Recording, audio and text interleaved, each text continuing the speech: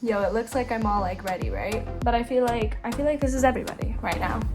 What's up, guys? It's Absta, and today I'm coming at you with a story time. Now, this story takes place back in the 6th grade, and it involves one huge crash, 2 guardian angels, and 3 very confused little girls. How does a biking trip with your friends turn into the scariest day of your life? Well, I'm gonna tell you. Picture this. It's a beautiful summer day. The birds are singing. The grass is dancing.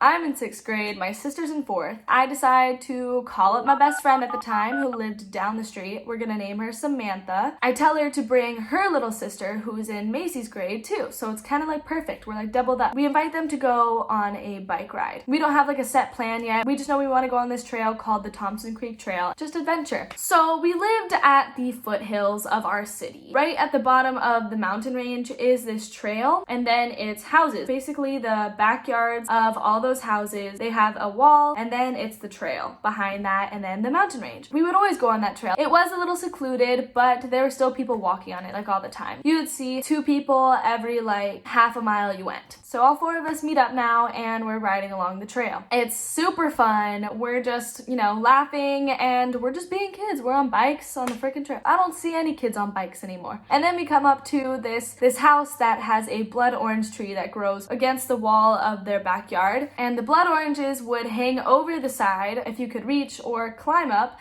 then you could grab some and eat some. We stole some blood oranges. It felt so like sneaky. I just remember those being the best freaking oranges I've ever had in my life. Like, I think I've had blood oranges after that and nothing comes close. Not even like the organic ones. So yeah, we eat those and we're just talking, laughing, whatever. And we decide to go off a little further and just see whatever we can find. We bike and bike and bike. Maybe another like mile, 2 miles in, there's a soccer field that we came up to. It was like submerged into the ground. The soccer field and then the really steep hills, everything's covered in green grass. We started rolling down those, dying like of so much fun and being outside, Yeah, so we're there for maybe another half hour. I think it was about like 3 or 4 hours that we had been out already. So we decided that we are gonna ride back home, maybe hang out back at one of our houses. We're riding back about a mile in. I see this like man, I don't know what the heck it was. It was like my intuition or something. I see this old man, shoulder length gray hair, sunglasses on his head, got like a mustache. It just looked a little bit dirty. I don't know what went through my 6th grade mind, but I was like, that man looks creepy. Let's just pedal faster. And I'm leading. Everybody starts going faster with me. And then all of a sudden, we just hear the biggest like metal crash, followed by a scream. We stop, I look back, and it's Samantha's little sister, Jenny. She had run into the fence that was along the side of this trail. So when Jenny lost control, her wheel had hit the perfect spot on a post, one of the wooden posts, not even like the boards that were going horizontal, like the vertical post. Her wheel had hit it. She fell off her bike and flew. That man, the very one we started riding fast in the first place, the man that I had originally gotten spooked by, came up. He just started to grill us like, "You guys are going way too fast. I saw that coming.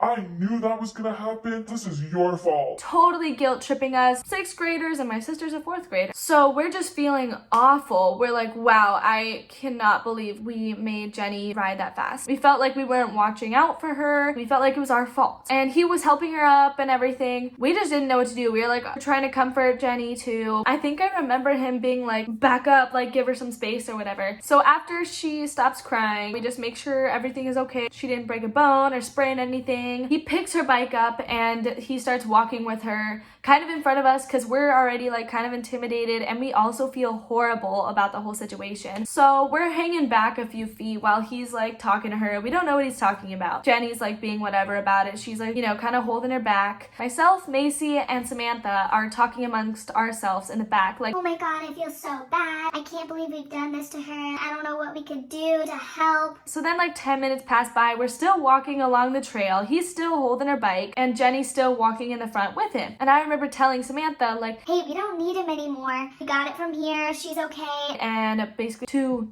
"Move it, buddy." And I was like, "Go ask and see if you can take her bike." And then she's like, okay, yeah. She goes up and she's like, "I can hold it." and then he cuts her off and he's like, No. he said, Samantha's scared and comes back over to us, and we don't know what to do at this point. We don't have our cell phones because we are only in 6th grade. Now like a 3-year-old has a phone, but at the time we didn't. Then when Samantha came back over, I heard him say, "When we get back to my car."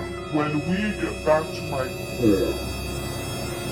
That was the scariest thing I've ever heard. You know, what do you mean? We're going to your car. Stranger danger, that's the first thing that your parents always tell you. Do not get in a stranger's car. So I just remember being frozen in fear. No way did I just hear that. Like, he did not say we're going to his car. All 3 of us being kind of like scared, and we're like, what did, like, he just said his car. And we are just really confused, didn't know what to do.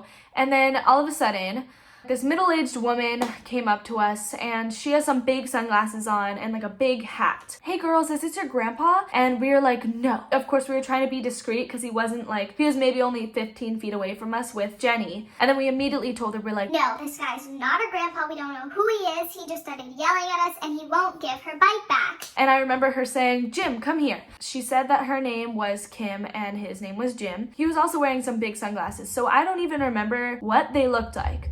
She's like, "Jim, go talk to him. Go talk to that man over there." So Jim goes off, and I'm focused on Kim now. We're telling her the story. I'm just looking at her, and then all of a sudden, I turn back to the front, and the creepy guy is gone. Disappeared, nowhere to be found. Like, there was nowhere to like turn, and I was so weirded out. Like, where did he go? And the most relieved feeling came over all of us. We were like, thank you so much. We didn't know what to do. And then Kim was like, "Here, do you want to borrow my phone to call your parents and meet you at the nearest parking lot?" Yeah, we borrowed her phone. We called up both of our parents, and they of course sped over to the parking lot as fast as they could.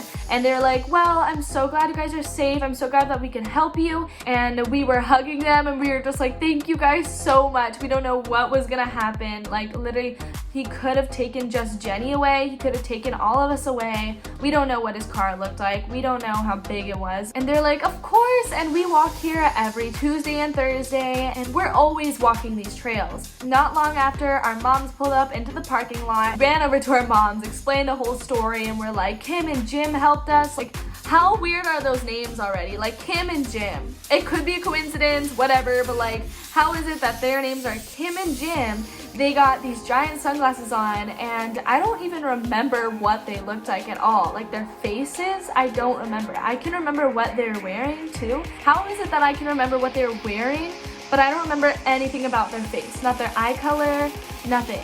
My mom wanted to personally thank Kim and Jim herself, and we told her that they said that they walked on the trail every Tuesday and Thursday. For the next couple Tuesdays and Thursdays, we would go and take a walk on the trail because it was so close. It's exercise and for Kim and Jim. And we didn't even just limit it to Tuesdays and Thursdays. We went other days too, but we never saw them again. Ever.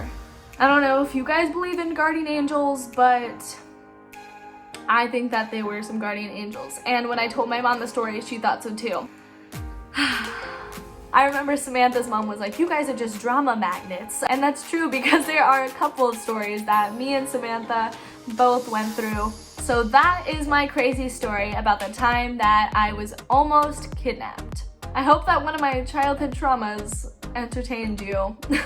And if you liked story times like this, give me a thumbs up because I got a whole lot more where that came from. But thanks so much for watching, you guys, and I will see you in my next video. Bye!